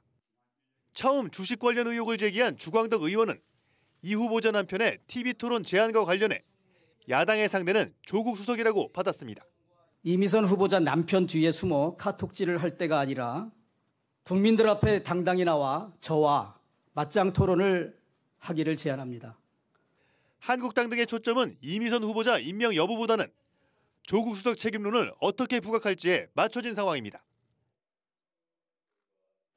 이슈 따라잡기 돌아왔습니다. 이수희 변호사님 나오셨네요. 어서 오십시오, 이 변호사님. 네, 안녕하세요. 방금 전해드렸지만 이미선 재판관 후보자 얘기부터 좀 해야 되겠네요. 이제 곧 임명되겠네요.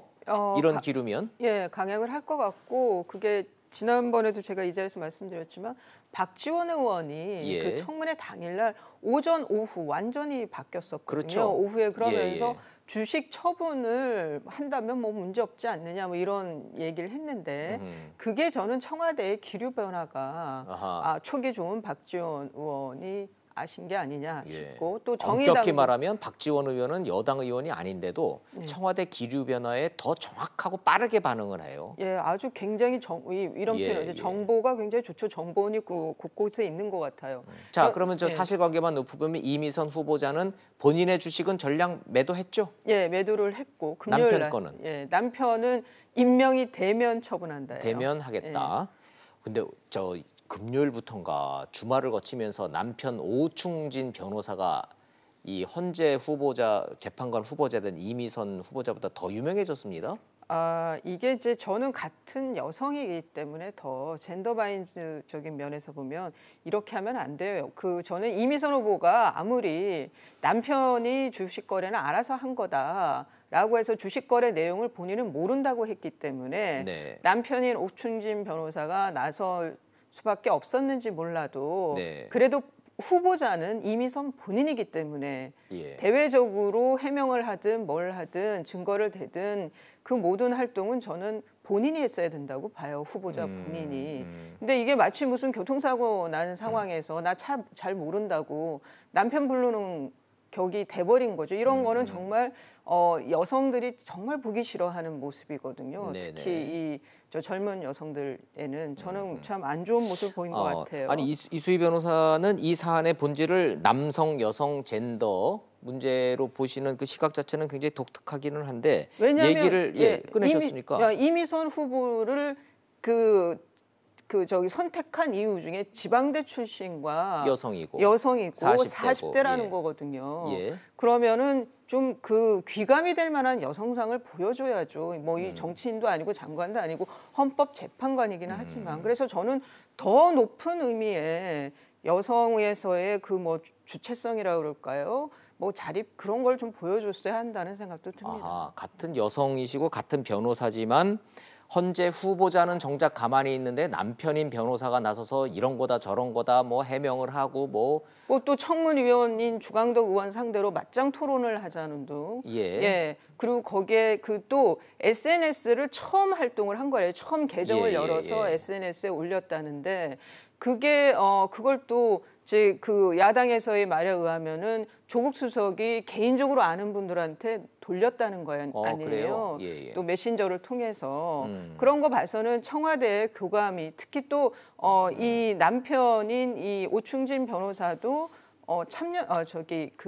우리법 연구회 활동도 하고 해서 뭐 또 판사가 그렇게 이제 그 부장 판사 이상하면 또 넓어질 수 있거든요, 인맥이. 그렇다 그러면 현 청와대에 있는 분들하고 교감이 될 수 있는 분인 것 같아요. 뭐 그러면서 좀 교감에서 나온 대외적으로 지금 적극적인 지금 행보를 하는데 저는 참 보기 흉하다. 어허. 예. 자, 그러면 저 이수희 변호사님 그 문제 제기를 좀 하셨으니까 어쩔 수 없이 그 따져 봐야 되겠네요. 먼저 그 오충진 변호사께서 SNS를 통해서 방송에 직접 나와서 해명을 하고자 했던 본질적 내용이 있지 않습니까? 네.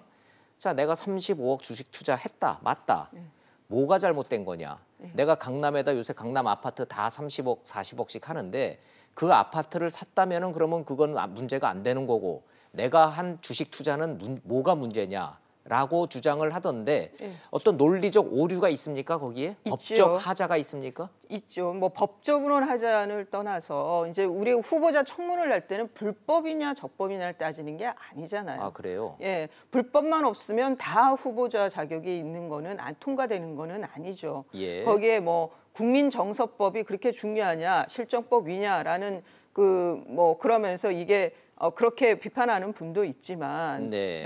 그러니까 납득이 안 되고 그 이해가 안 되는 경우엔 그 헌재 재판관이 내린 결정에 대해서도 감정적으로 받아들이기 어려울 수도 있는 거잖아요. 뭐 그런 면에서 저는 불법이냐 아니냐만 기준으로 한다는 거는 그거는 좀 너무 편의적인 사고라는 생각이 그럼 들고요. 불법이냐 아니냐를 따지지 않으면은 뭘 기준으로 그러니까 따지는 지금 이제 겁니까? 옥춘진 변호사의 남편인 옥춘진 변호사의 말은 35억 아파트를 갖고 있었으면 내가 이렇게 비난받지 않았다라는 건데 그 35억이 됐든 350억짜리 집을 갖고 있든 거기에 무슨 어떤 개발 호재를 알고 들어갔다든가 뭐 이런 아니면 갭 투자를 하면 요즘에 이제 도덕적으로 비난받는 그런 요소가 있는 그 35억 아파트였다면 또 청문회에서 비판을 받았을 거예요. 그게 최정욱 국토부 장관 후보자였잖아요. 후보자요. 그러니까 단순히 내가 주식에 35억을 갖고 있다. 주식을 많이 갖고 있다. 거기에 대한 비판이 아닌 거고요. 자꾸 좀 그 프레임을 좀 그 초점을 흐리는 경향이 있는데 그리고 또 하나는 옥춘진 변호사가 처음 시작한 이거는 이제 뭐 이미선 후보하고는 상관이 없지만 처음 그 주식을 살 때가 현역 판사였을 때예요. 그걸 의식했는지 본인은 점심시간대에만 그 매매를 했다는 거예요. 판사가 근무 시간에 주식을 이렇게 깔아놓고 못하게 하라는 법은 없잖아요. 판사는 법원에 있는 컴퓨터로 주식 거래를 하면 안 된다라는 법이 없다며요. 예, 그럼 그 뭘 잘못한 겁니까? 재판관 점심시간에 판사의 윤리 규정 내에서는 판사가 이제 이거는 또 이미선 후보와 관련이 있어요.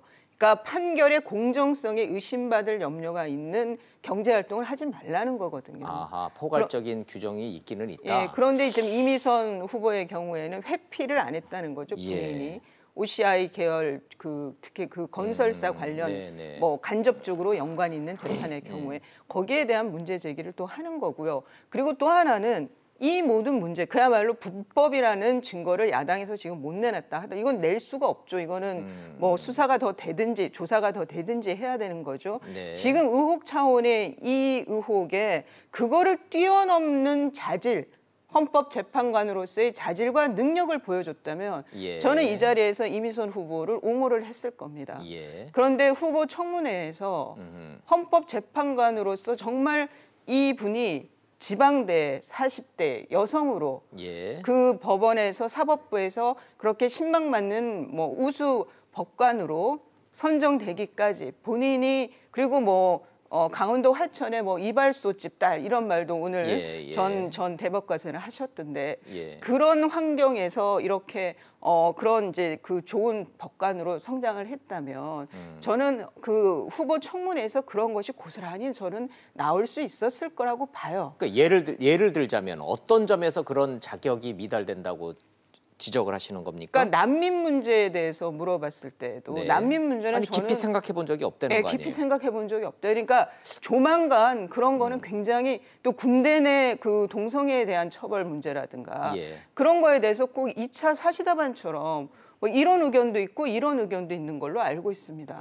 그러면서 답변이 유보예요. 사법고시 볼 때 그런 내용을 가지고 왜 문제 나오고 그러지 않아요? 그러니까 이제 2차 답안을 보통 쓸 이 때 변호사님도 예, 사법고시 볼 때 그런 어떤 가치에 관한 충돌되는 뭐 낙태라든지 난민이라든지 헌법적 가치라든지 이런 거에 대해서 주제를 던져주고 여기에 대해서 써라 하는 게 사법고시 2차 아닌가요? 2차에서 이제 좀 그런 가치 중심적인 문제들은 거의 안 나오고요. 그런 건 또 안 나와요. 근데 뭐 3차 면접 볼 때는 물어볼 수도 있죠. 예. 그래서 그러면은 뭐 깊이 생각 안 해봤다라는 말도 그럴 수도 있네요. 근데 시험에 안 나오니까 깊이 생각 안 해볼 수 있지 않습니까? 현역 법관이잖아요. 부장판사잖아요. 법관이니까. 예. 그리고 헌법재판관이 되겠다고 나선 분이잖아요. 예. 저는 그런 게 인생에서 좀 고스란히 드러났더라면 저는 뭐 그런 하자가 있더라도 후보를 임명해야 된다고 했을 겁니다. 그런데 그런 것도 또 안 드러났다는 거예요. 그러니까 이제 이 변호사님 말씀은 듣자 보니 주식 투자를 불법으로 했느냐 합법으로 했느냐 이게 쟁점이고 핵심이 아닌데 왜 이게 주식 투자가 불법이냐 아니냐를 가면서 이게 쟁점이 흐려졌다라고 지금 보시는 건가요? 그러니까 그 문제도 있고 그게 그러면 의혹 수준이니까 지금은. 네. 예. 근데 주식하는 분들은 야 그걸 어떻게 그렇게 적재적소에 팔아.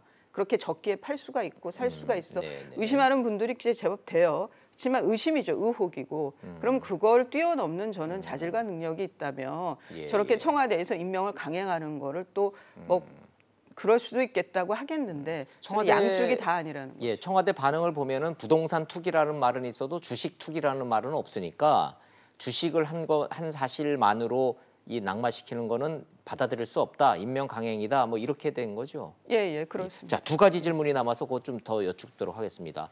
맞짱 토론 어떻게 생각하세요? 남편 오충진 변호사와 국회의원의 맞짱 토론 동의하세요? 그거는 이제 모 방송사에서 제안을 했다는데, 네. 예, 그거는 뭐 제작진에서는 그런 아이디어가 나올 수 있겠지만 저는 그거를 SNS에 그 후보자 남편이 청문위원인 의원에게 그 제안을 했다는 건 참 오만한 태도라고 봅니다. 그럼 오충진 변호사는 오케이 하겠다는 거고요. 네. 좋습니다. 나 끝장 토론 합시다 하는 거고 그 의혹을 제기한 지금 화면에 나오는 자유한국당의 주강덕 의원은 검사 출신이시고 같은 법조인인데 내가 왜 남편하고 토론하냐 이런 입장인가요? 예, 그러면 그 인사 책임을 져야 되는 조국 수석에 대해서 지금 문제 제기를 하고 있잖아요. 네. 그럼 내가 문재인 대통령하고 그럼 내가 맞짱 토론을 하자 제안해도 되는 거냐? 예, 조국 수석과 맞짱 토론을 하자 제안해도 되는 거냐? 예. 뭐 그렇게 또 이제 맞대응을 했습니다. 그런데 묘하게도 지금 주광덕 의원하고 오충진 변호사하고 연수원 동기라고 해요. 연수원 또 사법고시 또 동기죠. 예. 저 때는 23기면 뭐 많이 뽑을 때가 아니기 때문에 예. 수백 명 정도 됐지만 두 분이 또 친한 사이, 잘하는 사이라는 거 아니에요, 동기라. 예. 뭐 그치만 이제 글쎄 뭘 알기 때문에 더 그럴 수도 있겠지만 네. 서로를 저는 후보자 이미선 후보자가 정면에 나서야 된다. 자, 좋습니다. 이거 어떻게 국민들은 뭐라 그럴까요? 정의당은 뭐래요, 진짜? 정의당은 이제 인사청문회 도중에 그 부적절한 인사다라고 임명하면 안 된다고 밝혔다가 지금은 뭐 주식도 처분했고 예. 뭐 그러면서 이제 좀 물러서 있어요. 그럼 정의당이 데스노트에서 지웠네요. 지웠죠. 어허, 그래서 다 강행이 되는군요. 예, 그런데 예, 그것도 그러네. 좀 뭐 찜찜하다 그래야 되나 태도 변화가. 예. 여론조사 결과 같은 거 많이 할 텐데 이런 여론조사에 예, 근데 지금 이런 이거는 내용에는. 예, 근데 제가 주말 동안에 기류가 바뀌었기 때문에 뭐 지난 주말에 했던 거는 뭐 좀 별 의미가 없어지기는 했어요. 근데 이제 여당 쪽도 좀 얘기를 들어보면 예. 이게 뭐 진짜 수사를 했을 때 기소가 될지 안 될지 모르겠지만 그거보다는 정무적으로 이렇게 푸는 문제는 아니다라고 하면서 좀 우려를 하더라고요. 네, 좋습니다. 자, 국민들도 이 문제에 대해서 좀 더 지켜보시고 사실관계를 잘 따져 보시면은 국민 여러분들이 우리는 워낙 현명하시니까 판단을 내려주시겠죠. 예, 좀 기다려 보죠. 예, 좋습니다. 예. 김학의 전 차관 동영상 이제 결국 수사 이제 시작됐잖아요. 예. 그 여성도 이제 불러서 뭐 조사한다고 그러고, 예. 그럼 이제 김학의 전 차관도 이제 한다고 그러고, 그 당시에 경찰 수사 책임자가 지금 몇 이제 개월 만에 잘렸었다가 예. 그랬죠. 그러니까 지금 이게 하나는 뇌물 혐의. 예. 김학의 전 차관에 대해서 뇌물 혐의 이게 이제 그 공소시효가 남아 있으니까 여기에 대해서 수사해 보겠다는 거고 예. 또 하나는 2013년 3월부터 3월 18일 날 경찰청에 특별수사팀이 꾸려졌는데 그렇죠. 그 수사팀의 청와대에서 지금 이제 뭐 곽상도 민정수석을 아예 콕 네. 찍었죠. 그 민정수석이 외압을 행사했느냐 안 했느냐. 근데 그 외압의 그 방식이 뭐 인사의 좌천을 네. 안 좋은 데로 보냈다든가 그런 식으로 외압을 행사했느냐가 또 하나 이제 그 쟁점인 거거든요. 그래서 지금 이세민 당시 이제 경찰청 수사기획관이면서 이 특별수사팀의 사실상의 리더였던 거예요. 네. 이 이세민 전 그 기획관의 경우에는 지금 계속 청와대에서 외압이 있었다. 예. 그리고 그 내가 경찰청 수사기획관으로 그 인사 보직이 된 후에 4개월 만에 내가 경찰대학으로 좌천됐다. 근데 그거는 예. 꽂히는 수사기획관에서 경찰대학으로 갔기 때문에 예. 이거는 보복성 좌천이 아니냐. 좋아요. 자, 그러면 이제 문제의 동영상이 이제 드디어 이제 세상에 이제 그냥 드러나게 됐는데 YTN에서 아예 보도를 했잖아요. 예, 저 영상은 2013년 5월 영상입니다. 그렇죠. 지금 예. 영상이 두 개가 있죠. 2013년 3월 영상이 예. 있고 이거는 워낙 흐릿해가지고 저화질이고. 예, 그래서 국가수에서도 확답을 못했던. 예. 그런데 그 지금 YTN에서 보도한 건 5월달 영상입니다. 그건 고화질이죠. 예, 고화질이고. 예, 누가 봐도 그거는 그냥 김학의 차관이 맞다 이게 답이 나오는 영상이죠. 예. 자, 근데 김학의 전 차관은 이거를 법적으로 대응을 한다는데 어떻게 법적 대응이 가능합니까? 보도 자체가 잘못됐다고 하는 건가요? 그 영상이 이제 원본이 아니에요. 예. 원본에서 더 찍힌 이렇게 복사된 건 같아요. 그런데 워낙 선명해요. 예, 그런데 그거를 이제 대단히 형사소송법적으로 반응을 했어요. 어떻게 해요? 원본이 아니고 원본 영상이 아니고 원본과 동일한 영상이라는 게 입증이 안 됐다. 근데 이런 거는 형사소송법에서나 나올 얘기인 거고요. 무슨 뜻이죠? 예. 원본이라는 증거가 없다라는 뜻은 법적으로 뭘 의미해요? 이게 조작됐을 가능성이 있다고 주장하는 건가요? 예, 근데 형사소송법에서 영상이 증거물로서의 증거 영향이야. 능력이 있으려면 이런 것들이 다 이제 입증이 돼야 돼요. 아, 맞아요. 예. 근데 이게 지금 보도를 보신 많은 분들이 저런 거 예. 따지는 건 아니니까. 자, 이게 지금 국민들 입장에서 보면 이게 원본이냐 복사본이냐가 중요한 게 아닌데 예. 정작 당사자는 원본이 아니기 때문에 증거 능력이 없으니 채택하지 말아달라고 다분히 법률가적 시각으로 접근을 했군요. 예. 그리고 이제 이게 워낙 성과 관련된 영상이다 보니까 예. 가족들이 받는 그 피해가 상당한 거죠. 정신적인 네. 피해가. 그러다 보니까 거기에 대한 대응인 것 같고요. 그리고 또 하나는 이제 그걸 비교하면서 2013년 5월 뭐 관악산 산행 때 찍은 사진이다 그러면서 비교를 한 거예요. 네. 그런데 그 산행 사진은 그거는 내 게 아니다. 그거는 김학의 내가 아니다라는 또 입장 표명을 했습니다. 아니 뭐 저 산행께 맞다 틀리다 뭐 다 관심 없고 국민 입장에서 보면 그 법이 좀 이상한 법 아닙니까? 그런 성과 관련된 그런 동영상의 원본 여부가 그토록 중요해요 법적으로? 그건 형사소송법에서는요. 그러니까 형사소송법이 그러니까 원본과 동일한지 또 그 원본과 뭐 그런 거는 형사소송법에서는 중요하죠. 왜냐하면 뭐 법적으로는 재판 과정에서 증거물이라는 게 자꾸 복사가 되면은 손을 탈 수가 있으니까 아예 법적으로 원천 차단하기 위한 거는 이해 못하는 바는 아니나 이 동영상이 복사본이냐 원본이냐가 국민들의 입장에서 지금 뭐가 중요하냐 이겁니다. 그렇죠, 맞습니다. 그러니까 그렇죠? 법정에서나 할 말인데, 그러게요. 근데 또 한편으로 생각하면 가족들을 생각해서는 뭐라도 하여간 대응은 했어야 되지 않을까 뭐 그렇게 싶기도 하고요. 나온다면 뭐 그건 또 뭐 이해 못할 바 아니죠. 알겠습니다. 여기까지 듣도록 하죠. 잘 들었습니다. 고맙습니다.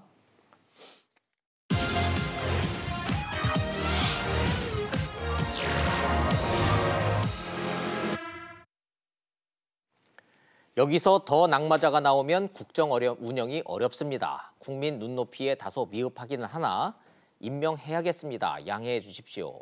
같은 만이라도 이랬으면 어땠을까 싶습니다. 주식한 게 뭐가 문제입니까? 차라리 강남 부동산 살 걸 그랬습니다.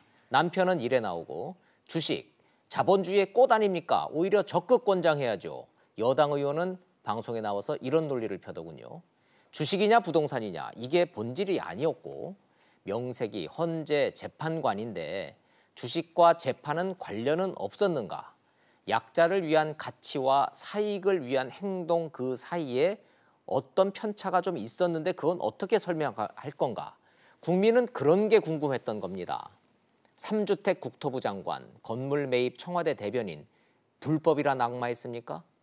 40대 여성, 지방대 이 기준으로 뽑았다는데 결과적으로 50대 남성 서울대 남편 스펙의 한판승입니다.